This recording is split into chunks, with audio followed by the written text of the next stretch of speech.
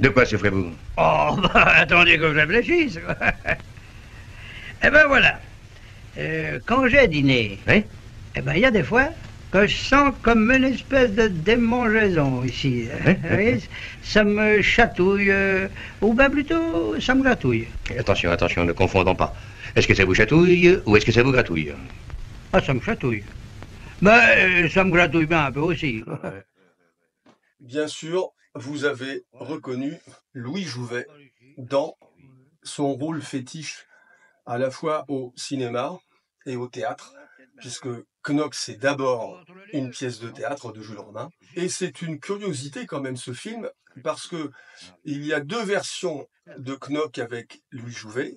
Une première en 1933 que Jouvet réalise lui-même, et 20 ans après, quasiment, en 1951, la version de Guy Lefranc où Louis Jouvet reprend son rôle. Et c'est d'ailleurs sa dernière apparition, puisque la même année, Louis Jouvet meurt d'un arrêt du cœur.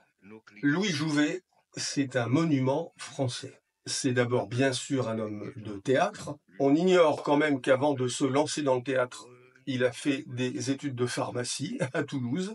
Il a même eu son diplôme de pharmacien.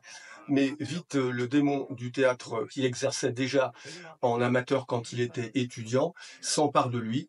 Et à Paris, il va rencontrer Jacques Copeau, Charles Dulin. C'est la grande aventure du théâtre du Vieux Colombier. Et Knock, en fait, est une passerelle entre le Louis Jouvet du théâtre et le Louis Jouvet du cinéma. Je ne vais pas m'éterniser trop longtemps sur la carrière au théâtre de Louis Jouvet, parce que là, ça prendrait énormément de temps. C'était en plus un théoricien du théâtre. Il a écrit beaucoup sur le théâtre, le comédien désincarné, dont on se sert encore aujourd'hui.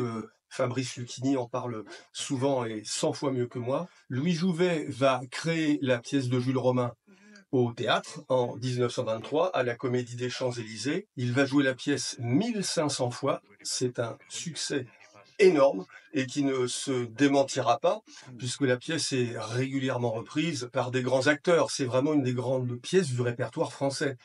Michel Serrault l'a joué sur le boulevard, Fabrice Lucchini, et je pense qu'il y aura encore d'autres grands acteurs français qui vont se frotter à ce rôle emblématique du théâtre. Et comme c'est un succès au théâtre, il a été adapté au cinéma, donc dans une première version en 1933 et dans celle dont je vous parle aujourd'hui en 1951. Et je vous propose de regarder un court extrait de la version de Knock réalisée par Jouvet en 1933. Docteur Top.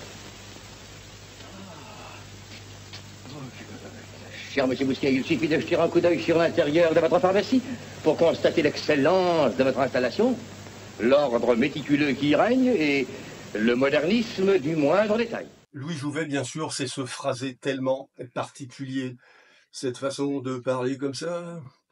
Alors on disait que c'était à cause de son asthme. Bon, moi je suis asthmatique aussi, mais malheureusement, je n'ai pas le talent de Louis Jouvet. Alors je ne sais pas d'où venait ce phrasé, mais en tout cas c'est une véritable signature et une façon de jouer absolument remarquable. Je vous avais déjà parlé de Louis Jouvet avec Drôle de drame, avec cette fameuse scène bizarre, bizarre. Moi j'ai dit bizarre, comme c'est bizarre.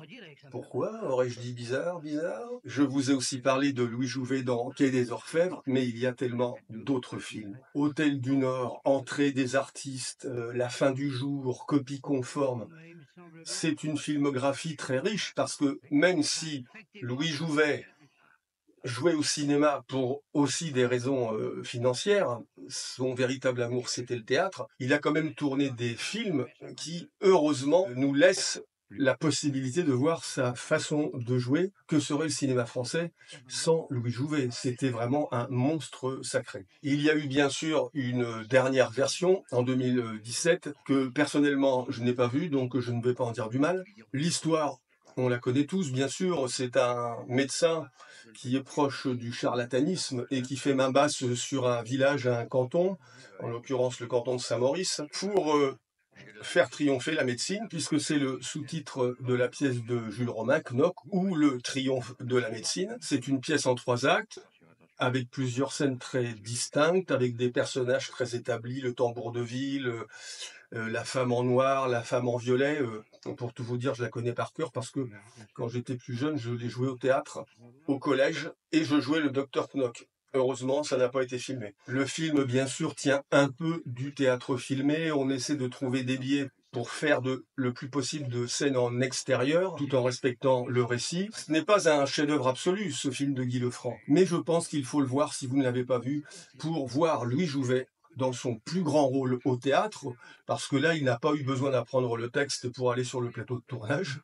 Il le connaît par cœur.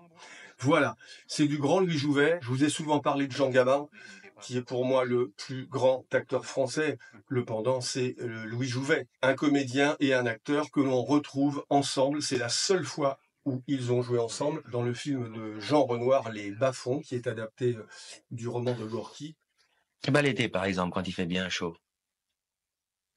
J'aime bien aller dormir un petit peu dans l'herbe. On est bien couché dans l'herbe. Des fois. Il faut voir ce film pour voir l'art de Louis Jouvet, ce plaisir de jouer et son talent inimitable pour créer un personnage. Voilà, je ne vous en dis pas plus si vous ne l'avez pas vu. Si vous n'avez pas vu cette version de 1951, vous pouvez aussi voir la version de 1933, elle est peut-être plus difficile à trouver. En tout cas, je vous laisse avec Louis Jouvet, Knock, Guy Lefranc, 1951. J'ai autant d'aise à me trouver ici qu'à son clavier l'organiste des grandes orgues. Dans 250 de ces maisons. Il s'en faut que nous les voyions toutes à cause de l'éloignement. Il y a 250 chambres où quelqu'un confesse la médecine. 250 lits où un corps étendu témoigne que la vie a un sens. Et grâce à moi, un sens médical. Et je ne vous parle pas des cloches. Songez que pour tout ce monde, leur premier office est de rappeler mes prescriptions, qu'elles sont la voix de mes ordonnances. Songez que dans quelques instants, il va sonner 6 heures, que pour tous mes malades, 6 heures, c'est la deuxième prise de température rectale, et que dans quelques instants, 250 thermomètres vont pénétrer à la fois.